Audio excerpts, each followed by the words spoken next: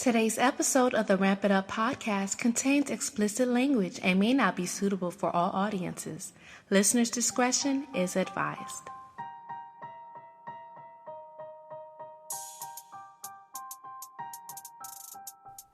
Ladies and gentlemen, you are listening to the Ramp It Up podcast with your host, Ronell Sinuis. Are you ready to ramp it up? Ramp it up, ew! Hey, yo, ramp it up, B. Girl, ramp it up! Ramp it up! The Ramp It Up podcast. Hey, you need to ramp it up. Ramp it up. Hello, and welcome back for another episode of the Ramp It Up podcast. I'm your host and your favorite Zoe on Wheels, Ronell. We are closing up the month of April, and I have to say thank you to everyone who continues to support the podcast, who follows us on our social media, and tunes in regularly. I really do appreciate it. If you guys do not know, we are on YouTube now. Our podcast is on YouTube. Just look for the Ramp It Up podcast on YouTube. Links will be in the episode notes.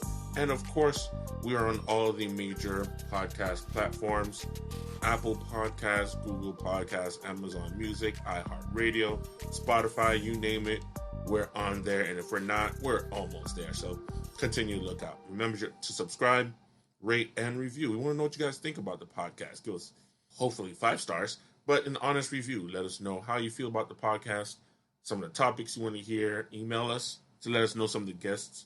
If you have any particular you want us to have on the show, our email address is rampituppodcast@gmail.com. Again, rampituppodcast@gmail.com for all your questions, or even if you want to just throw a shout out to someone on the podcast, I'll share those as well.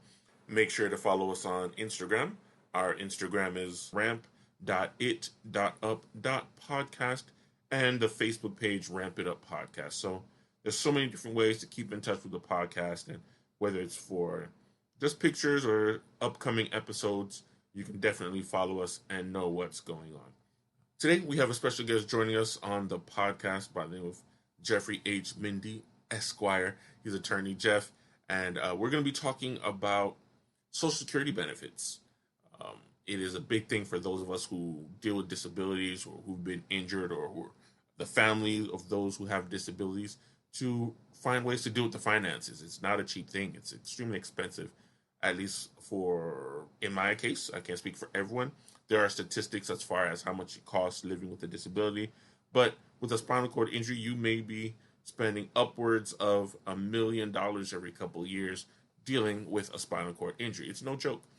And many individuals who have disabilities cannot work because of their disabilities, but many others do look for gainful employment. But we want to know the ins and outs of the Social Security system, so working doesn't mess with our benefits. If you don't know, there are many limits on your income if you're on disability, if you have Medicare, Medicaid. So there's a lot of rules and regulations that unfortunately many people do not know about and end up breaking and losing their benefits, which ironically keeps us from being able to get back to work. So it's a bit of a catch-22. You need the benefits, but you can't have a certain amount of money, but you need a certain amount of money. But if you do, it gets pretty convoluted. So Jeffrey Minde, he works here in Florida. He is licensed as an attorney and works out of South Florida. And his firm specifically, and I guess their specialty is special needs trusts, being that he established a national special needs trust network. But he's actually the brain behind the Ticket to Work program. Does a lot when it comes to ABLE accounts and a few other things we're going to talk about specifically in today's episode. We're going to talk about taxes and just different things that come to mind post-injury. So make sure, if you guys are, or have any questions rather, about income and some of the benefits and how not to lose them and what to do if you've been denied or even starting up your benefits. These are all services that he provides at his firm. But keep in mind, this is just an interview. This is just general information. Do not take this as legal advice. This is just someone that was referred to me by my peer mentor, and I decided to talk to him, get some of his expertise. So again, this does not count as legal advice. Don't get me or Jeffrey in trouble. There'll be a disclaimer in the episode notes as well, but definitely feel free to do your research if you're interested. His information will be in the show notes as well. Before we jump into the actual interview, just want to give a quick shout out to a good friend of mine by the name of Fabiola and her family. Fabi, her husband Collins, and their young son Nick Carlson have welcomed an addition to their family on the afternoon of April the 27th. They welcomed a baby girl by the name of Camilla Marie into the world and into their beautiful family. So shout out to Fabi, Collins, and Nick. You guys have a beautiful baby girl in your hands, a great big family, and just know myself, Rebecca, and the rest of your friends are all here to support you guys. Uncle RC is about spoiling his nephews and nieces, so I will do my best to do so. Blessings and nothing but love to you guys and the new addition to your family. Now we're going to go ahead and jump into the conversation with attorney Jeffrey H. Minde. On today's episode of the Ramp It Up podcast, I am joined by attorney Jeffrey H. Minde. Jeff, say hello to the people. Hello, people. How are you? I actually love when my guests say that. Hello, people. That's amazing. First and foremost, again, thank you for joining me on today's podcast. You're an extremely busy gentleman, and you took this time out to speak to me and my listeners, so I really do appreciate it. Well, you're welcome. You're welcome. Now, I said so during the introduction, but finances are a big part of life post-injury, or for those who've been living with disabilities their entire life. And unfortunately, coming out of therapy, no one really sits down and talks to you about the financials. Myself, I was 30 when I was injured. I was in my career. I was working, saving up for a home, and then injured, and you're trying to figure out, well, what's next? All you hear about are limits on your income and what can you have in your account, and you want to mess up your benefits. So it gets kind of scary and very convoluted. So I reached out to my peer mentor, Ryan Gebauer, and he was like, yo, Jeff is the best guy to talk to. So here we are. Well, I'm glad to be here. And yeah, let's talk about finances and how we can manage them. Now, you have a very extensive bio, so I'm just going to share just some core things that I found there. You were born in Brooklyn, New York. I'm originally from up north, but I'm a Miami boy at heart. I can't say anything but. You graduated with your master's and bachelor's degree from Adelphi University in social work, and later attended and graduated from the University of Miami for your Juris Doctorate. So you are a bit of a Miami guy at heart as well. Yeah.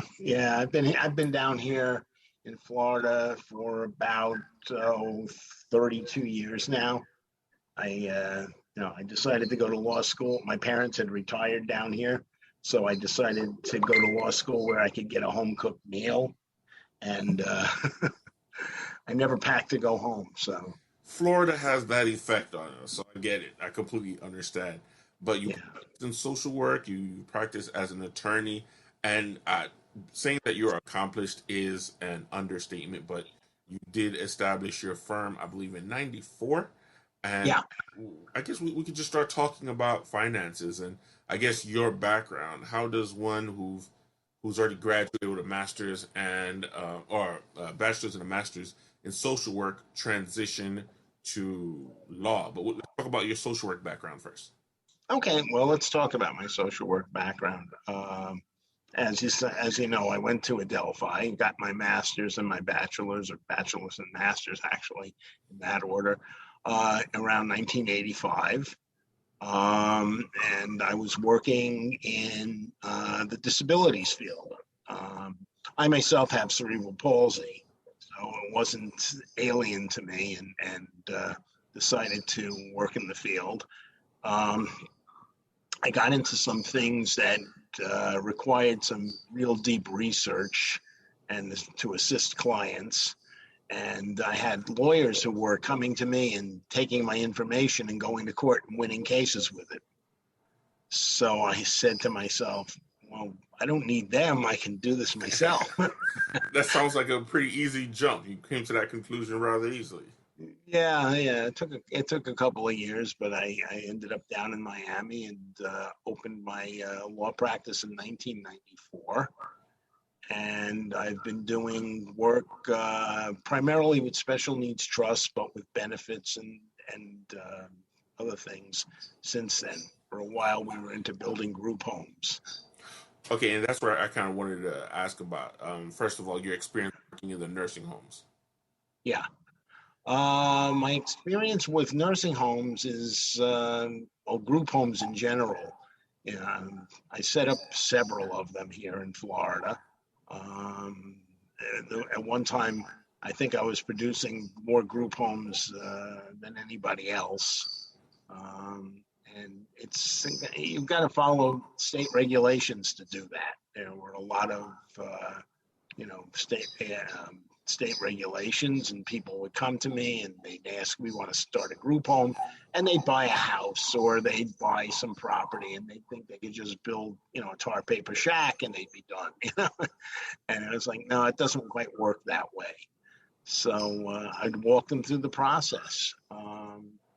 As far as special needs trusts, which I'm going to jump into, I actually got into that also when I was a social worker. I was working with an attorney in New York who knew something about them, and he taught me something. And then when I became a lawyer, I said, I think this is the area I want to specialize in.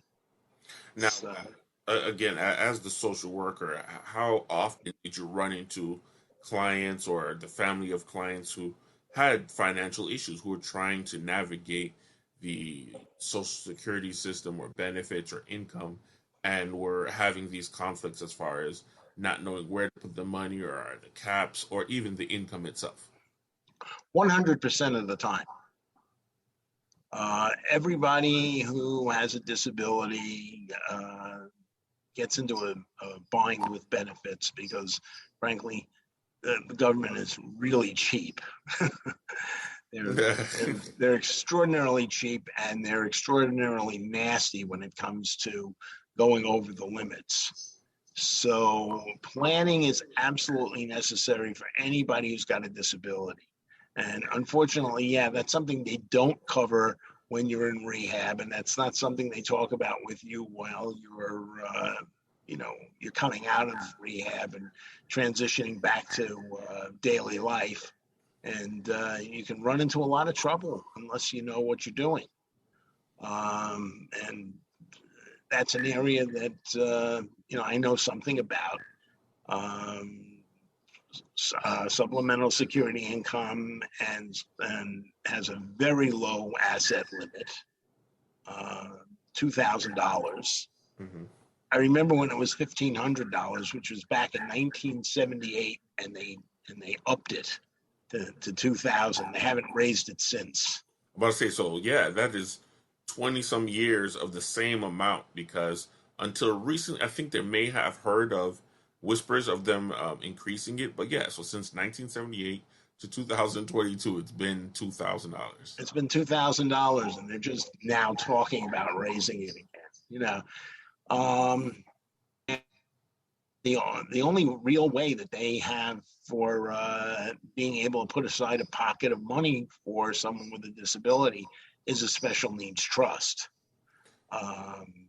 So now I was just going to refer to therapy. When I was patient, your mind is going a mile a minute. You're thinking about your injury, about your health. Am I going to survive? What's going to happen? And the social worker in the building came and started talking about benefits, which I knew nothing of. I knew Social Security took their cut out of my check on a bi-weekly basis, and that was about it. I knew eventually I was going to have to retire and dip into those funds, but outside of that, like, who in their 20s and 30s really knows anything about Social Security? And I was fortunate because she had been with the hospital for a little over 20 years, so she was versed, and between her and my sister, who's an attorney, they kind of got the ball rolling for me. But again, I knew nothing. And the average person, unless they've had these experiences in social work or law, do. But since then, she's retired. And I think a year or so after my injury, I've gone back with questions. And the hospital has been unable to replace her because, again, a wealth of knowledge over 20 years. So how often do you run into people who've been freshly injured, or a family trying to figure out what to do for their child, and they've got nothing. They were literally discharged from the hospital, and they were And from less than scratch. yeah, many times. I get calls from all over the United States, and they ask about benefits, and they ask about limits, and they ask about what's permissible and what isn't, and how do we apply, and it just the questions are basically endless. Years ago, it's gotten a little easier since everything's become computerized. Years ago, you used to get a stack of papers about, that thick from Social Security, and you had to fill them out in excruciating detail and send them in, and heaven knows if they ever, would process them. Now they do everything online, which makes it a little easier for the applicant, but you also don't have all that space to go into details. So, and people don't know the difference between Medicare and Medicaid, and they don't know the difference between SSDI and SSI. The government did a great job naming these programs. Yeah, they are not very easy to follow. In fact, myself, I could always use me as an example because I've dealt with it. I've been on the phone for hours, and even though, like you said, a lot of it's been computerized, there are times where you have to make those phone calls. I think the longest I remained on hold was about 4.5 hours. Oh yeah, that's not unusual. And then the irony is, at the end of the call, they're like, "Oh, well, call this other department." And you're like, "Really?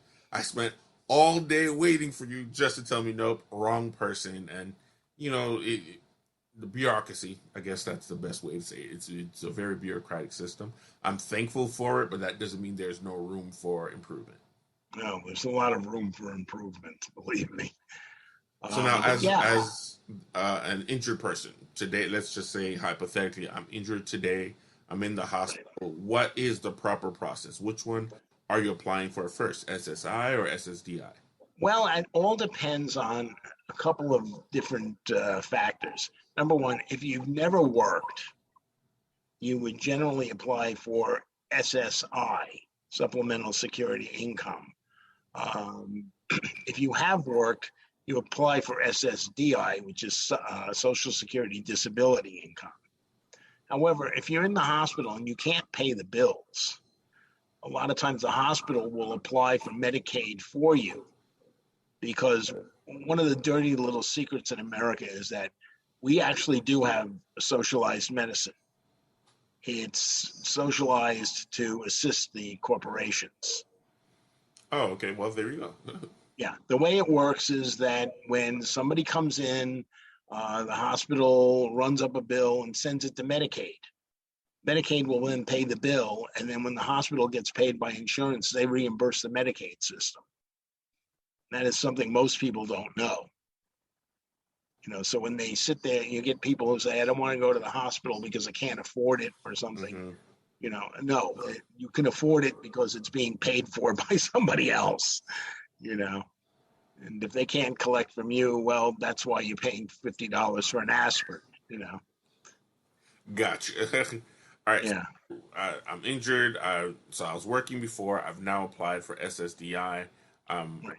And I think an issue I think there was a discrepancy between the income while I was still hospitalized versus when I was discharged. I didn't know I had to, I guess, reapply or let them know I was now home. So the checks were initially like $13 or something ridiculous like that.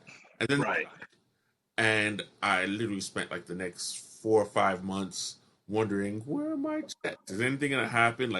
And then I think the misconception a lot of people hear when they hear about disability checks is you're just living this lavish life and collecting checks, whereas I've now incurred many health issues. I need to pay for a home health aid, and all these other things are piling up. So that was my biggest issue. So was there a breakdown in communication, or what, again, as a client, what do you tell them they need to do? At what point do they give you a call? Well, they usually give me a call at the 11th hour when they're really in trouble and can't work their way out of it. It happens that way often. We applied for benefits. We got turned down. We asked for reconsideration, and they turned us down. And now, what do? And the bottom line is, now you go into the system for real, and you've got to go in front of an administrative law judge, which is basically going to a hearing. ALJs are a little different than the usual judges you see on, TV shows. Okay. But they have the same, as far as they're concerned, ALJs have the same amount of power. It's just that they work for the federal government, not for the judicial system. Oh, okay. I didn't know that. And they basically will decide, listening to you give your evidence and your testimony, whether or not you deserve disability money.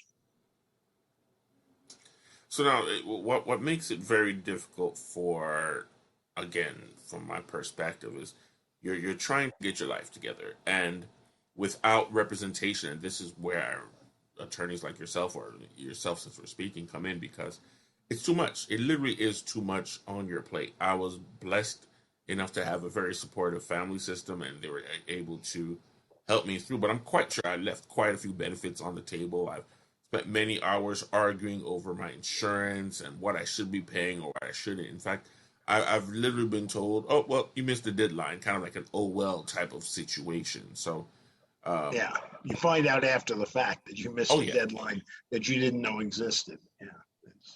And when it comes to even the insurance aspect of it, like there's so many, like this is where I guess the term wheelchair bound and homebound came in, where you're finding out you're missing things because the person you're speaking to is misinformed, or they don't have the most current information. Or what even happened once, I was told to look for an organization, but they no longer existed. So I spent about 2 weeks calling and emailing, but finding out. So now, what do you tell someone during these times where they're trying to figure it out? Of course, their health is still technically on the line. They're trying to get settled in, but trying to navigate, because in order to get an aide or nurse to come to the home, you need funds, or you need to have Medicare or Medicaid to cover that for you. Right. Well, unfortunately, for most people, there's a gap problem. Sometimes they can't get that assistance in. If you go to the state, for example, I live in Florida, and that's where I practice. And Florida's got an atrocious record of letting people hang there. Quite a bit, yeah. We've got a med waiver list that I think there are about 30,000 people on it that I know of, and maybe more now. But it's hard to get everything together. You try to get, when I talk to somebody, I try to get as much together as I can, as quickly as I can. Mm-hmm. And yet, on the other hand, I've had clients who've walked into the office who've sworn up and down sideways that they won't get benefits. No, there's no way. And they walk into Social Security and they get the benefits automatically.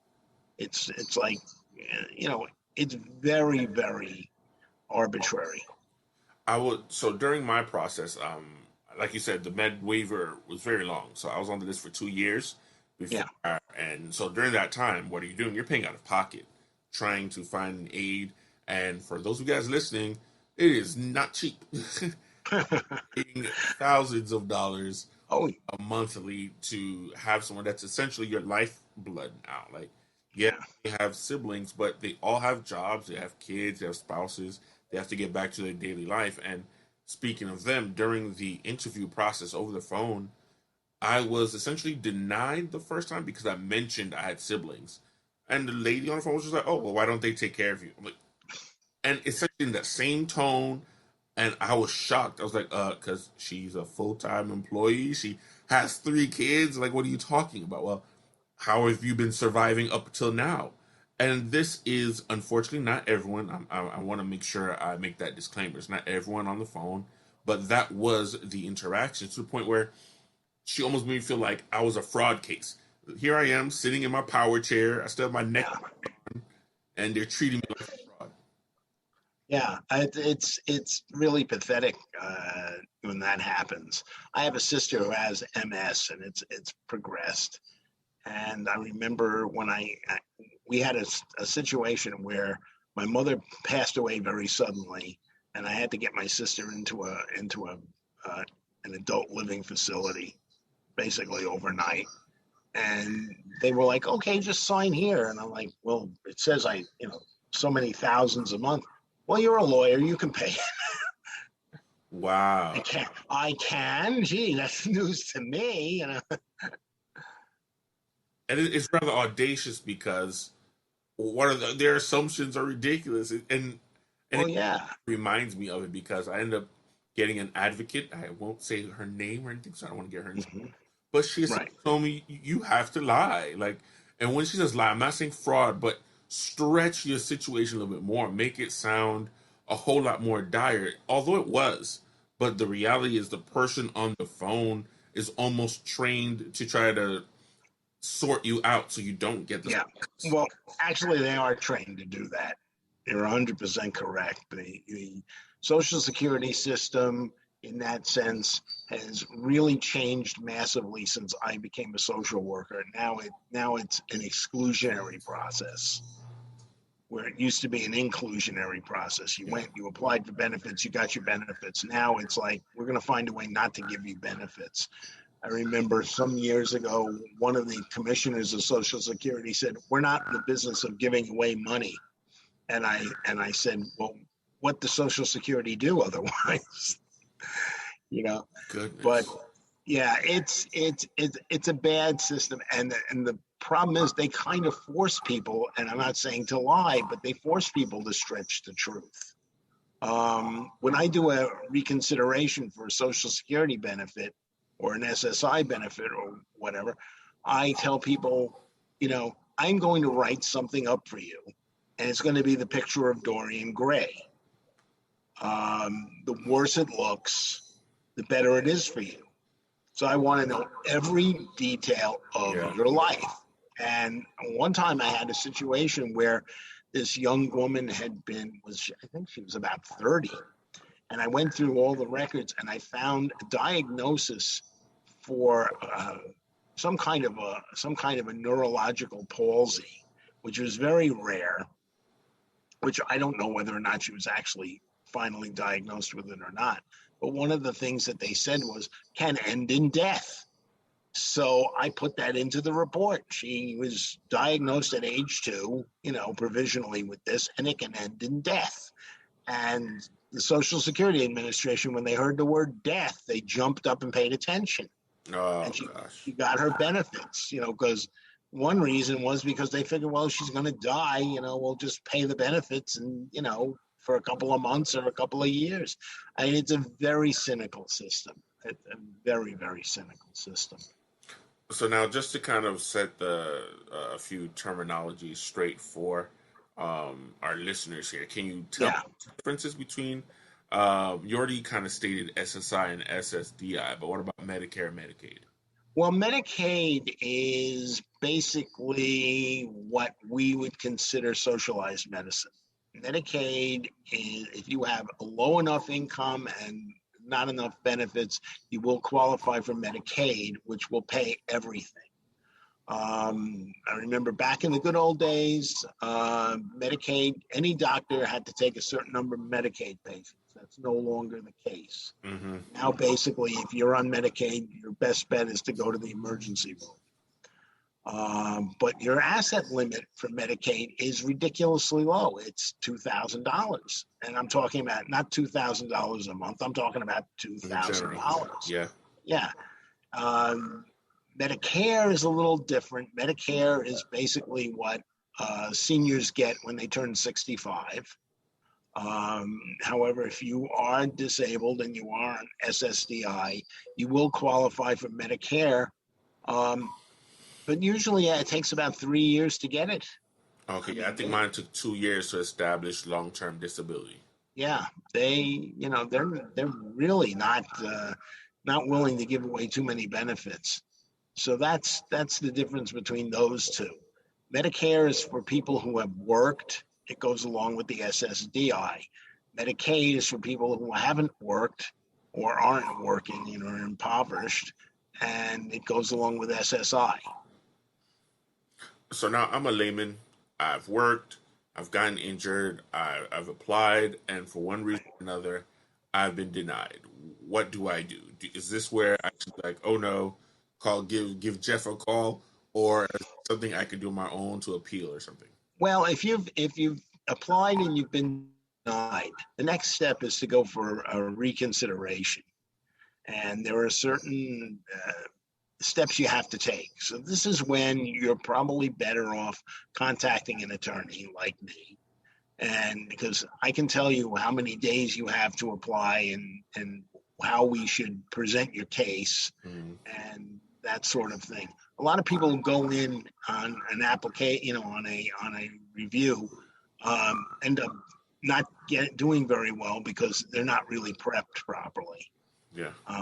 If your reconsideration gets denied, then there's a third step, which is going in front of the ALJ, which I mentioned earlier, the administrative law judge, and that's actually a courtroom hearing. And if that doesn't work, and you still have the energy to pursue it this way, you can also take it into federal court. But there's a whole list of restrictions on exactly what kind of evidence you can present in federal court, and so most people don't go that far. They usually just give up and reapply. And I'm actually glad you said like that, if you have the energy, because it takes a lot out of you. You're talking about, at least in my case, I'm a high-level quad. I have to have my aide go around with me everywhere. In fact, she went with me to the Social Security building. So it's like, after so many no's, you can't help but give up. Like, you feel winded. You feel like there's nowhere else to turn. So you end up giving up and leaving the assistance that you sorely need and should be entitled to on the table. Yeah, you do, because people do get exhausted. People do get exhausted, and it's even difficult sometimes for the lawyers, because what seems sensible to a lawyer doesn't seem sensible to Social Security. So now I did want to talk a bit more before we got into because I want to talk about getting back to work, but can you tell me a bit more about assisted living facilities and group homes? Because I think that is another major area that no one talks to us about. Not everyone is able to go back home post-injury. In fact, one of my friends from therapy, he was living in a third-floor apartment. Mm-hmm. Go back, they couldn't make any modifications to it, so they literally just stuck him into a nursing home and was just like, all right, well, this is where you'll be. Guy in his 30s, his family can't even take him out as often or visit. So what options are available for someone who just needs somewhere to stay that's accessible? Well, you need to really do your homework on that.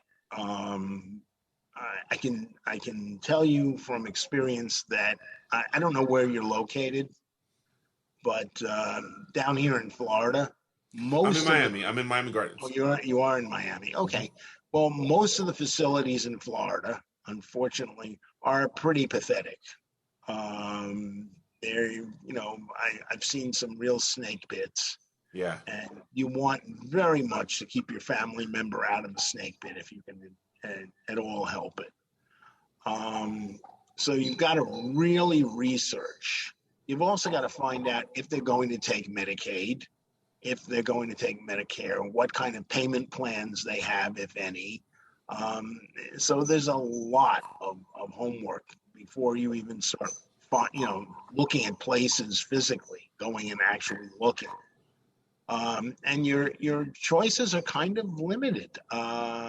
If you want to get into a good place, I mean, there are waiting lists, and there's, there are expenses, and it can be very difficult to find assisted living. Yeah, I believe even for those who are looking through Section 8 like that, the list has been closed for 6 years, and then what is available is still 3 or 4 year wait.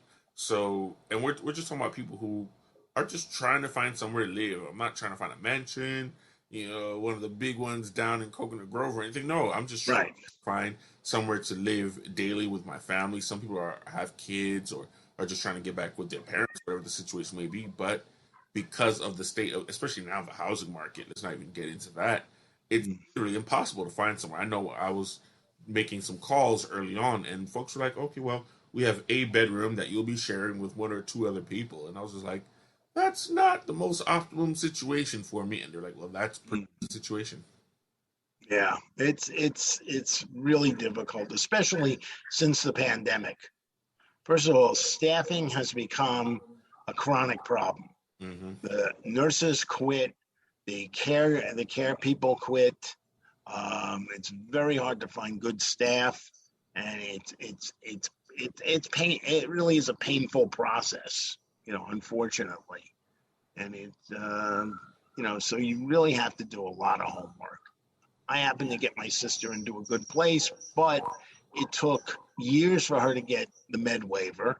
Yeah. And I was able to get her into if you can get med waiver, everybody wants you because it's a guaranteed check from the government. Yeah, we get your Social Security, and we get your med waiver money, and we get this and that. And the funniest part of it was that in the facility where she is now, one day I get a call, and she has a slight self-pay. It's nominal, a couple $100 a month. Okay.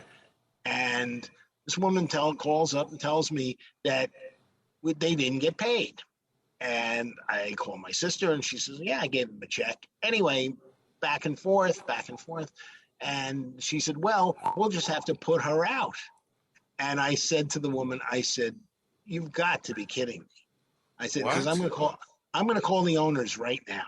I said, because if you're foolish enough to give up the med waiver money and the Social Security check over a couple of $100 surcharge, I said, you've got some serious problems.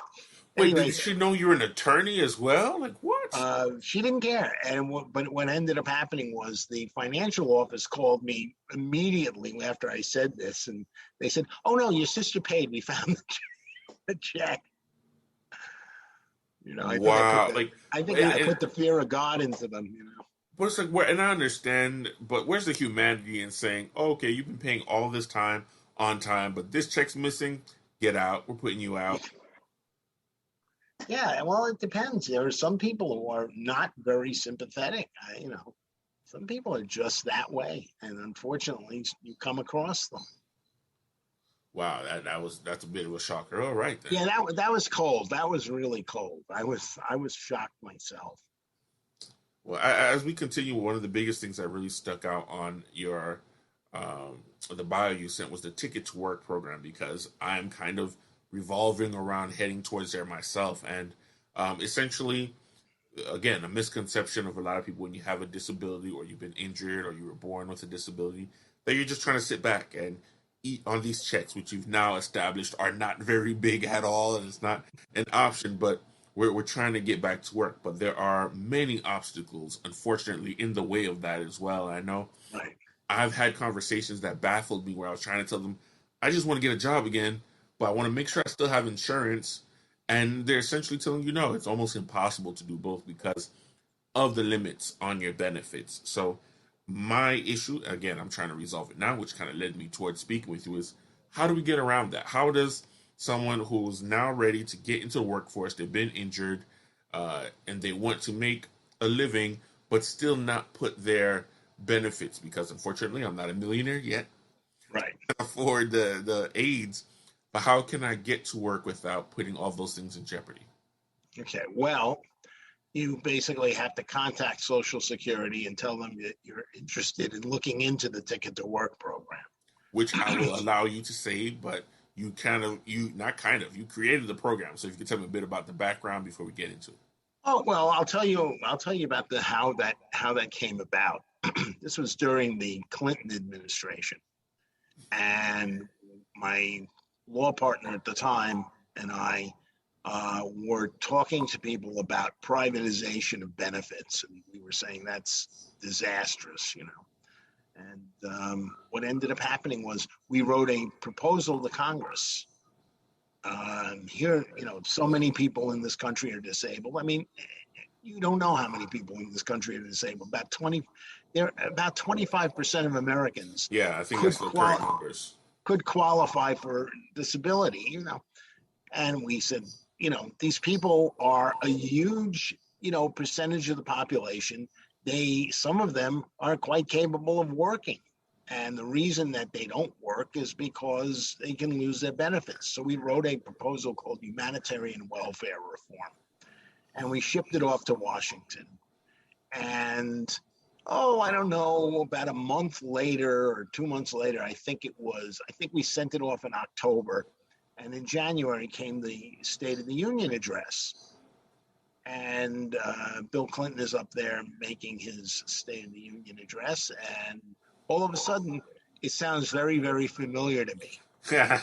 So I call up my partner on the phone, and I said, turn on the State of the Union if you're not watching it. I said, I think we wrote this part. That must have been surreal. Oh, it was. And yeah, he was quoting right out of our proposal. And after that, the Congress sat down and they adopted Ticket to Work. Now, the funny part, when I went to look at the statute for Ticket to Work, was they're finding a fact. All their findings of fact were in my proposal. They just copied them. There should be some sort of copyright infringement going on there. Oh, I don't mind. I submitted it to the government, well knowing I didn't think anyone was going to look at it. And then, one day the president is talking about this, and the next day I forget who the governor in Florida was at the time, but I get a call from the governor's office, and they said he's signing the bill today. So I practically fell out of my chair, and I said, well, why wasn't I invited for a photo? Yeah, you should have been there. That would have been amazing. Just panned to you during the signing. So that's the background of the Ticket to Work program. So, it's funny because, having had a disability, having a disability myself, someone once was talking to me about benefits, and they said to me, well, have you ever thought about Ticket to Work? And I said, yeah, I thought about it quite a bit. Like, it's come across my desk. Oh. Yeah, I thought about that quite a bit, way back, So, That's me crazy. I'm going to call my VR counselor and be like, well, guess who I met? And they're going to have no. Yeah. But now, how does it actually work as we were heading into? Well, they give you, it used to be a literal paper ticket. They literally would send you a paper ticket in the mail. And you are allowed to make a certain amount while working. It varies on the job. It varies on your benefit level. It varies due to, sundry details. But you're able to maintain your benefits and work at the same time. And, it's been a successful program. They really should expand it so that other people can, get use of it. But it's always, I always had the feeling it was more of a pilot project than anything else with Social Security, because you don't hear much about it. No, you have to actually dig around to find out. But it's not something that's just presented, or even in therapy. Like I did my therapy at Jackson Memorial Hospital, and we were fortunate enough to have therapists who talked about some of these things and brought them up. But as far as some of my other friends or people I've met outside of Jackson, it's not something that's just brought up in general conversation. No, most people don't know about it. Most people don't know about it. And, they get very surprised when I tell them, well, I wrote the program, and they, it's is the it same a national? thing I'm sorry. Is it a national program or just here in Yeah, Florida? it's a federal program. Medicaid is a federal program that is administered by the states. Okay. It's kind of a weird hybrid, and all these programs are basically administered by the states, by DCF or other departments in different states, and so you get a patchwork of do you qualify? In California, you could qualify and get the keys to San Francisco. In Florida, they give you nothing. It's bizarre. It's just a bizarre, messy system. And I had someone who called up once and wanted to move to Florida with their disabled child. And I said, where are you? They said, Massachusetts. I said, stay there. I've been told Massachusetts is one of the better states. Yeah, I said, stay there. Stay in Massachusetts, because if you come down to Florida, you're going to find out that, your benefit eligibility is going to evaporate. In fact, I have an aunt of mine, and she's a nurse up there, and just in conversation, she was shocked to find out like some of the issues I was having. She's like, "Oh, it's not the same here." I'm like, "Yeah, like I enjoy the palm trees and the sunlight, but being a disabled person in this area is not that great." No, it's really very difficult, because the state, for some reason, the state, which used to be fairly progressive, has taken a bad turn to, I don't want to get into politics, but it's taken a bad turn to cutting benefits and not providing, But that brings us, I guess, next to special needs trusts, Yeah, which exactly. is another thing they don't talk about. And again, without Ryan, and I'm gonna have to send him this episode specifically because after giving his kudos, he was the first to bring it up. Because again, starting my own podcast, looking to start my own business, I was like, all right, I don't want my benefits to get cut. I don't want to be seen as an officer on a corp, and they decide, oh, you're rich now, we're going to cut your benefits. And so I was asking, being that he has his real estate business, like what options are out there to not only protect ourselves, but to make sure our funds and our income is doing well. And he brought up special needs trust. So if you could define it and just kind of give us a when it's necessary, I'd appreciate it. Special needs trusts were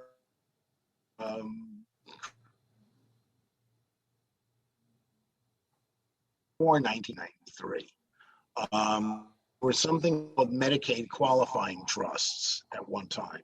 And basically, people would come in and say, I'm a nursing home, I have $1 million in the bank, and a Medicaid qualifying trust allowed them to transfer the money, and they would qualify for Medicaid. Well, somebody in Congress woke up and realized that we were subsidizing a lot of people who had real money. Mm-hmm. And they wrote a law, and they made Medicaid qualifying trusts illegal. They took them away. They just erased them. And then somebody else said, well, wait a minute. Didn't we just shortchange every disabled person in America while we're doing this? For a small percentage of people. Right. And then what ended up happening was they said, yeah. And they called Marty Ford. That was the woman's name. She was the legislative assistant to the ARC. And she dictated an exception to the Medicaid qualifying trust rules over the phone at the 11th hour before Congress was going on winter break. Okay. Yeah. And basically, a special needs trust says they've amended it once since it was passed in 93. But it says that parent, grandparent, guardian, or now it says an individual can set up a trust, fund it with an unlimited amount of money. And if they are disabled and they, can show some evidence of disability, they can qualify for benefits if it's in the trust. The trust has to be irrevocable, and the money in the trust does not belong to the disabled individual. It belongs solely to the trust. Trust has to be used for supplemental and extra care over and above what the government provides. And in layman's terms? In layman's terms, that means that you have a trust that you can't touch the money. You have to have a trustee manage it for you. However, the money can be used for anything, medical. You can go out to dinner. You can have, some kind of a lifestyle, and there's no limit to how much money that you can hold in a special needs trust. I mean, I had someone call up once and said, can I put my Learjet into a special needs trust? All right. I don't have one. And I said, yeah, there's no limitation. It kind of shocked me. I never had a call quite like that, but that's interesting. But yeah, that's how they work, and they work well. It's one of the few things that really is kind of neat and clean and not messy about benefits. And also, there's no Medicaid look back period. If you apply for Medicaid, they get to look back 5 years. Yeah. Right. Well, if you create a special needs trust, they don't do the look back. The look back is waived. So you take the money, you put it into the trust, and you can qualify for benefits the next day. So now, does this only apply to someone, let's say, who's getting a settlement or an inheritance, or for someone who has who's now established a job and is getting income? Can they put it in there? Well, it's someone that has a disability. They don't have to be working. You can, of course, work and still have a special needs trust. But the thing is, if you have money that is in your pocket, the money that is in your pocket will be countable. The money that is in the special needs trust will not be countable. So if you're getting sources of money from outside, you have to figure a way to transfer them from the third party that's paying it to the special needs trust without it actually going through your hands. So it has to be directly from that third party to the special needs trust. Right. If you have money that belongs to you, and let's say you have money in a piggy bank, or your grandma left you $10,000 or whatever, and you put that money into the special needs trust, the money that once belonged to you might be subject to Medicaid repayment. According to the rules, it is. However, Medicaid doesn't usually chase that money down because they don't have a very big accounting department for that. But yeah, the money can be first party money can be subject to repayment. Third party money will not. So if you get a settlement, that's good. If you get money from some other source, that's good. If you get money out of your own pocket, not so good. All right. So at what point, let's say I just get a great job tomorrow, like Ronell, we want you, and you're getting 20 grand a month, ridiculous amount of money. Right. So should I have them, instead of paying me in my account, pay it to a trust established? Okay, so let me ask you then, what are the steps? Would that qualify for needing a special needs trust? Well, first of all, obviously, you would qualify for a special needs trust. You have a disability. So we have to find out, first of all, if you actually do have a disability. Okay. That's the first thing. You don't need to provide government proof. You don't have to be on benefits already or anything like that. So, people come to me and they have, a child, and the child is not on benefits, obviously, but they say he's got a diagnosis. As long as you have a diagnosis of something, you can have a special needs trust. I was diagnosed extremely handsome. Does that count? Just checking. Just want to make sure. No. I don't know. I mean, that's an interesting one. I had a gentleman once who came in and he wanted a special needs trust. And I said, well, you have to have a disability. And he said, well, and he comes up with, I wear glasses. And I said, no, that's not going to qualify. No, that's not going to. And he said, oh, yeah, I had skin cancer twice. And I said, so you're a recurrent cancer survivor? And he went for the glasses first. He went for the glasses first, but we got him in under the cancer. So we set that up, and you pick a trustee, someone you obviously trust, and the trustee is the manager of the trust. Okay. What we do with the trust is we get it a federal ID number, so it's not connected to your social security number or anybody else's. It's its own entity. And you open all the accounts and do all the investing under the federal ID number. Okay. And that's about it. It's a very simple process. And again, for anyone listening, I just want to make sure you guys understood, to establish it, you must actually have a disability. Yes. Or wearing glasses do not count. Wearing glasses does not count. Definitely not. So, and again, I know there's so much more on the financial side that my listeners and myself have questions about, but I definitely did want to delve into it because just doing the research, I've come across ABLE accounts, I've come across special needs trust, and Yeah, you can find explanations online, but hearing it from the professional itself makes all the difference. I dislike ABLE accounts because they generally have income limits and asset limits. And so it's not as flexible as a special needs trust. Like you can only put in so much per year, or there's a limit and there's a cap to how much you can actually have in the account. So I'm not really fond of ABLE accounts. Okay. And they're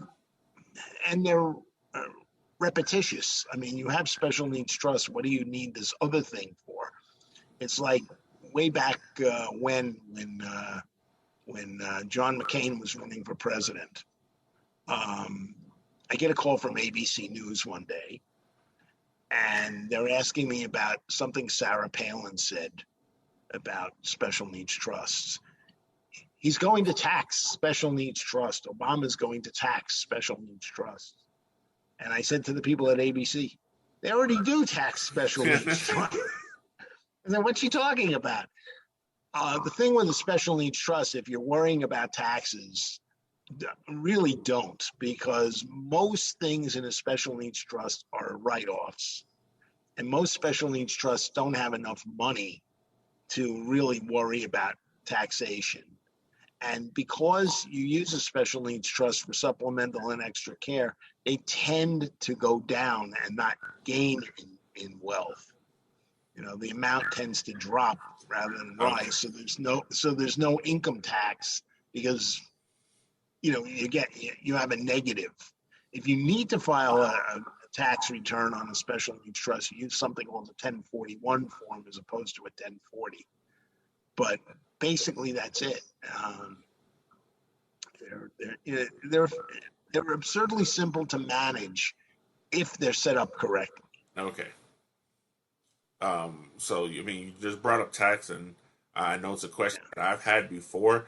Do you pay taxes on your disability income? Generally not.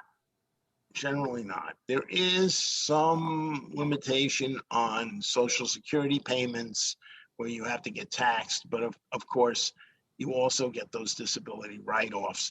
You have to be making. The one thing I will say about the situation is if you're going to get taxed on disability income of any sort, you have to be making an awful lot of disability income to get taxed. I'm sure it happens occasionally. Somebody who's got the maximums of everything, but it's not something that the average person ever has to worry about. Okay, so now I just want to focus a bit more about your firm, the work you do. I know you've been in business for nearly 30 years down here in South Florida. So most importantly, how can the listeners or anyone who may need to get in contact with you? Well, you can find me on my website, which is www.nsnn.com. The website is for the National Special Needs Network, which is sort of my umbrella corporation. Or you can give me a call at 954-257-2586 or email me at jminde@comcast.net. And I'll make sure to share those in the episode notes for those. Yeah, and that's how people get in touch with me. And you did say managing the trust. That's something that happens continuously every few years. Is that through you or? Well, I don't manage the trust. The trustees manage the trust. So the biggest issue I have with trust management is trustees calling and asking, is this permissible? Is that permissible? The thing is when you're dealing with a special needs trust, there's no laundry list of what you can do with it. There's no, you can't do this, you can't do that, you can't do this, you can't do that. There are certain things that, they have certain restrictions in the trust that are absurd. For example, like you can go out to dinner, okay, or you can have a dinner party, but you can't buy ordinary food with it, whatever that means. So what is, how do they know if you're having a dinner party? You invite somebody to dinner, that's a dinner party, Those steaks were just for you, was it for everyone? Yeah, exactly. I mean, there were absurd rules. There was one, it used to be no clothing, Then there's a limitation on paying for shelter. But at the same time, you can pay for all the adaptations that you need to your home. And my argument has always been that if you're disabled and you're living in your home comfortably, then that house is presumptively adapted to you. Yeah. So you can pay for the you can pay for the adaptive home. So, I don't know why they threw those things into the law. Like I said, it was written, at midnight, upon a midnight jury. So, as long as there's not one guy who's just flipping through, look up, he bought sneakers, let's go ahead and shut him down. Well, I had somebody actually who called me one time. I had a lawyer call me, and I'll never forget this. He said, "What do I do with this thing? It's a bubblegum trust." And I said, "What is a bubblegum trust?" Yeah. He said, "Well, I can send the kid to Disney World, but I can't buy her sneakers." And I said, "Okay, well, let me ask you a question. What is a special needs trust used for?" He said, "Supplemental and extra care." And I said, "What's the second half of the sentence?" And he said, "What second half of what sentence?" I said, "It's supplemental and extra care over and above what the government provides." Now, if the government is buying the girl sneakers, you can't buy her sneakers. Okay. Okay? But if the government's not buying her sneakers, you can use the trust to buy her sneakers. It's over and above what the government provides. I said, so please go out and buy her a pair of sneakers because nobody needs to go to Disney World barefoot. Well, like that one. So, and I know I was supposed to ask earlier, but it slipped my mind. Is it just one type of special needs trust? Are there several different? Well, here's the thing. There are trusts. Some lawyers will say that there are first-party trusts where you put your own personal money, and there are third-party trusts where money comes in from a third party. Sometimes they double charge. I've seen lawyers do that. You need two different trusts. I don't do that. I create a hybrid trust that allows money to come in from any source, anywhere, anytime. And I've never had a problem with that. So this thing about needing two trusts is just a boondoggle for the lawyers that are talking about it. I've never had a problem with that. Okay, cool. I wanted to set that to bed. So essentially, when my podcast starts making the millions, Joe Rogan levels of money, I'll be giving you a call to make sure my special needs trust is in place. Okay, sounds good. And I am available, and I'm still one of the least expensive attorneys doing this work. And I don't know how far your listenership is, but because special needs trusts are controlled under federal law, I do them in all 50 states and all U.S. territories. Okay, yeah, I did not know that. That sounds good. Yeah. Right. So, Jeff, first of all, you are literally history. You brought the Ticket to Work program to life. Although he didn't name you by name, but President Clinton was referring back to you, so I think that's amazing. But if you don't mind, I just want to definitely keep you on as someone I can refer to back when it comes to things like benefits or the trusts or anything like that. So absolutely. I'll make sure to put all the information and define some of the terms we used as well. And again, you guys can check them out on the National Special Needs Network, www.nsnn.com. Correct. His phone number, his email. I'll make sure to share all of those. Do you have any social media outlets where they could just send you questions or anything? Not really. I do have a Facebook page for NSNN, but it's not very active. Okay. Usually I just answer questions through email. So if you have questions, send me an email. All right, I appreciate it. Thank you so much for your time. Again, you've enlightened me quite a bit. I'm sure others will reach out to you because it's benefits and trust and all those they're not unfortunately written for the layman, so we should definitely look towards those who have the expertise. And who's more of an expert than the person who literally helped write the book? So I really Well, thank you, Renell. I really appreciate being here, and it's been enjoyable. Thanks so much, Jeff. You enjoy the rest of your afternoon. Okay, take care. All right. Bye now. Thanks for tuning in to the show. Connect with the podcast on social media.